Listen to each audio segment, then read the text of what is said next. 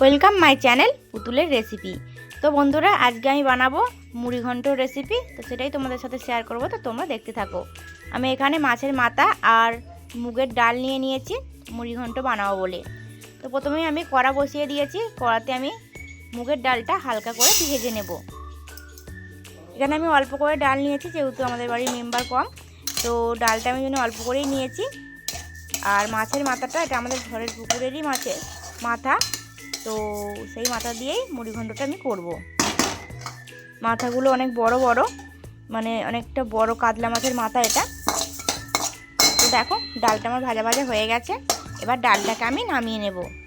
ডালটাকে নামিয়ে নিয়ে ডালটাকে আমি ভালো করে ধুয়ে নেব। তো দেখো, এতে আমি ডালটাকে নামিয়ে নিচ্ছি।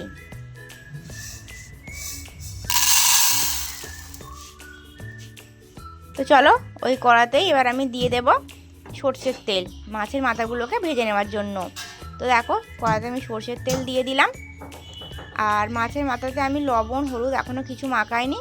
তো চলো, লবণ আর হলুদটা মাছের মাথাতে মাখিয়ে নেব। তেলটা ততক্ষণ একটু গরম হোক, তারপরে আমি মাছের মাথাগুলোকে ভাজবো। তো দেখো, মাছের মাথাতে আমি লবণ দিয়ে দিচ্ছি আর দিয়ে দেব হলুদ। এই মাছের মাথা থেকে আমি ফুলকাগুলোকে বাদ দিয়ে দিয়েছি। অনেকে ফুলকা খায়, ফুলকাগুলোকে রেখে দেয়, কিন্তু আমাদের বাড়িতে ফুলকা কেউ খেতে পছন্দ করে না, তো ফুলকাগুলোকে আমি বাদ দিয়ে দিয়েছি। তো আমি মাছের মাথাতে হলুদ আর লবণটা ভালো করে মিশিয়ে নিচ্ছি। দেখতেই পাচ্ছ, ফুলকাগুলো আমি এখান থেকে বাদ দিয়ে দিয়েছি। তো দেখো, মাছগুলোকে আমি ভালো করে মাখিয়ে নিলাম লবণ আর হলুদ। এবার আমি ভেজে নেব। তো চলো, কড়ার তেলটাও গরম হয়ে গেছে আর মাছগুলোতেও নুন হলুদ মাখানো হয়ে গেছে। এবার আমি মাছগুলোকে একে একে ভেজে নিই।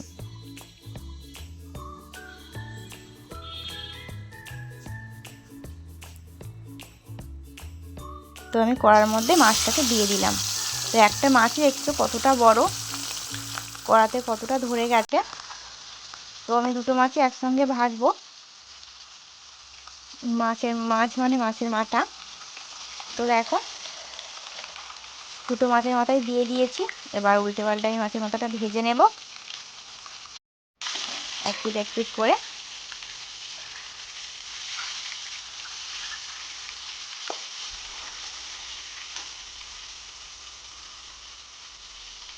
তো দেখো, মাছের মাথাটা আমি উল্টে দিলাম,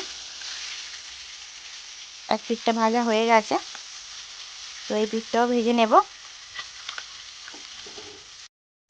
মাছের মাথাটা ভাজা ভাজা হয়ে এসছে প্রায়। তো আমি এখানে ডালটা ধুয়ে নিচ্ছি। আর ওদিকে আমি বসিয়ে দিয়েছি গরম জল, ডালটাকে সিদ্ধ করব বলে। তো আমি ডালটাকে ভালো করে ধুয়ে নিয়েছি। এবার ওই যে জল বসিয়েছিলাম, জলের মধ্যে আমি ডালটা দিয়ে দিলাম। ডালটাকে সিদ্ধ করে নেব। দেখো, ডালটা সিদ্ধ হচ্ছে, প্রায় খুব ধরবো ধরবো করছে। এই সময় আমি এখানে দিয়ে দেবো মটরশুঁটিগুলোকে। ডালের সঙ্গে ভালোভাবে সিদ্ধ হয়ে যাবে মটরশুঁটিগুলো এখন দিলে। তো দেখো, দিয়ে দিলাম।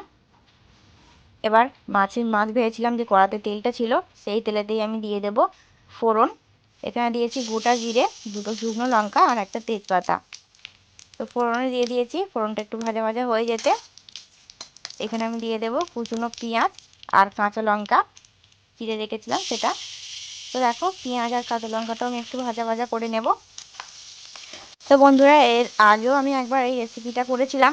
তো তখন আমাদের বাড়িতে কিছু লোকজন এসেছিলো। তো তারা আমাকে জিজ্ঞেস করছে যে, তো দিদিভাই, মুড়ি ঘন্টতে তুমি কত কেজি মুড়ি দিয়েছো? শুনে যারা জানে তারা তো হাসছিল। তো আমিও কিছুটা হেসে নিলাম। তারপর বললাম যে মুড়ি ঘন্টতে কোনো মুড়ির ব্যাপার থাকে না, এটা জাস্ট একটা নাম। তো তারপরে দেখো, পেঁয়াজ আর লঙ্কাটা ভাজা ভাজা আমার হয়ে গেছে। এবার আমি একটু দিয়ে দেবো আদা রসুন পেস্ট, যেটা আমি আদা রসুন পেস্ট করে রেখেছিলাম। সেই আদা রসুন পেস্টটা দিয়ে দিলাম। দিয়ে ভালো করে কষিয়ে নেব সব কিছু একসাথে।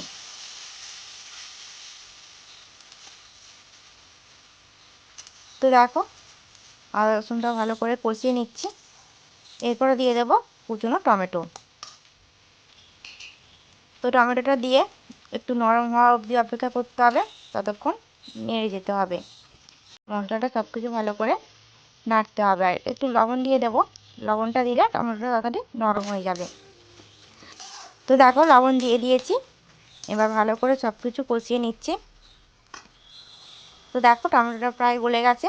এবার এতে আমি দিয়ে দেবো কিছু গুঁড়ো মশলা। দিয়ে দিলাম অল্প করে হলুদ আর অল্প করে জিরে গুঁড়ো। একটু ভালো করে নেড়ে নিচ্ছি। তোমরা এখানে চাইলে কাশ্মীরি লঙ্কা গুঁড়ো দিতে পারো, তাতে কালারটা আরও ভালো আসবে। আমি এখানে দিচ্ছি না, আমি সিম্পলভাবে রান্নাটা করছি। তো দেখো ভালো করে কষিয়ে নিয়েছি। আর লঙ্কা আমি দিইনি লঙ্কার গুঁড়ো, যেহেতু অনেকগুলো কাঁচা লঙ্কা দিয়েছি আর শুকনো লঙ্কা দিয়েছি দুটো, সেই জন্য আমি আর লঙ্কার গুঁড়োটা এখানে দিলাম না। তোমরা চাইলে দিতে পারো। তো দেখো তারপর আমি যে সিদ্ধ করে রেখেছিলাম ডালটা আর মটরশুঁটিটা একসঙ্গে, তো সেই ডালটা দিয়ে দিলাম। এবার ভালো করে ডালটার সাথে মশলাটা মিক্স করে নেব। তো দেখো ভালো করে ডাল আর মশলাটা ভালো করে মিক্স করে নিচ্ছি।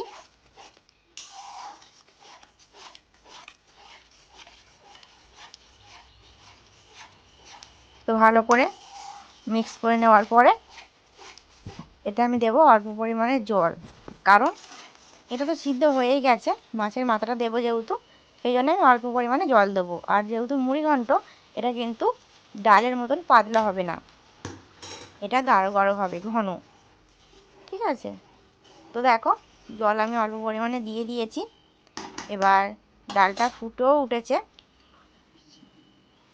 তারপর আমি এটা দিয়ে দেবো মাছের মাথাগুলোকে। তো 2 পিস মাছের মাথা আমি দিয়ে দিলাম। তো বন্ধুরা দেখো ডালের চেয়ে মাছের মাথা বেশি হয়ে গেছে, কেননা ডাল তো দেখালাম 1 বাটি দিয়েছি, যেহেতু আমাদের মেম্বার কম প্রথমেই বলেছি। আর মাছের মাথাটা একেই কাতলা মাছ, তারপরে মাছটা ছিল 3.5 কিলো 4 কিলো ওজন, তো সেই জন্য মাথাটাও অনেকটা বড়। তো যাই হোক মাছের মাথাটা ভালো করে ভেঙে দিচ্ছি, ভেঙে ভেঙে ডালের সাথে মিশিয়ে নিচ্ছি। তো ভালো করে মাছের মাথা আর ডাল মিক্স করে নিলাম।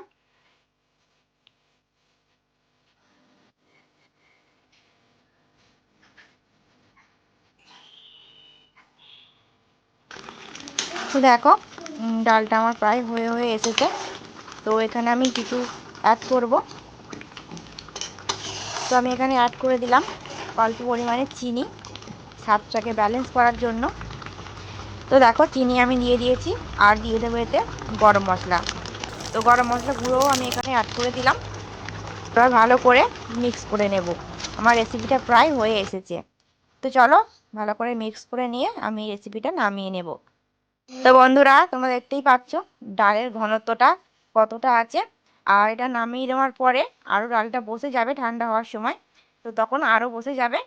তো বুঝতেই পারছো ডালটা কিন্তু পাতলা নয়, ডাল হয়নি, এটা কিন্তু মুড়ি ঘন্ট, একটু গাঢ় গাঢ়ই হয়। ঠিক আছে? তো আমি ডালটা ঢালার জন্য একটা সার্ভিং বোল নিয়ে নিয়েছি, এর মধ্যে আমি ডালটাকে ঢেলে দেব। তো দেখো ডালটাকে আমি সার্ভিং বোলের মধ্যে ঢেলে নিচ্ছি। তো দেখো এখানে ডাল কম, মাছের মাথা বেশি দেখা যাচ্ছে। তো দেখো বন্ধুরা আমার রেসিপিটা অলমোস্ট ডান। তো তোমাদের কেমন লাগলো অবশ্যই কমেন্ট করে জানিও। আর ভালো লাগলে লাইক কমেন্ট শেয়ার করতে ভুলো না। আর এরকম নতুন নতুন রেসিপি পাওয়ার জন্য আমার চ্যানেলটাকে সাবস্ক্রাইব করে রেখো। তো এই রেসিপিটা এক কথায় অসাধারণ হয়েছিল, খুব সুন্দর টেস্ট হয়েছিল, যেহেতু ঘরের পুকুরের মাছ, তো তার স্বাদই আলাদা।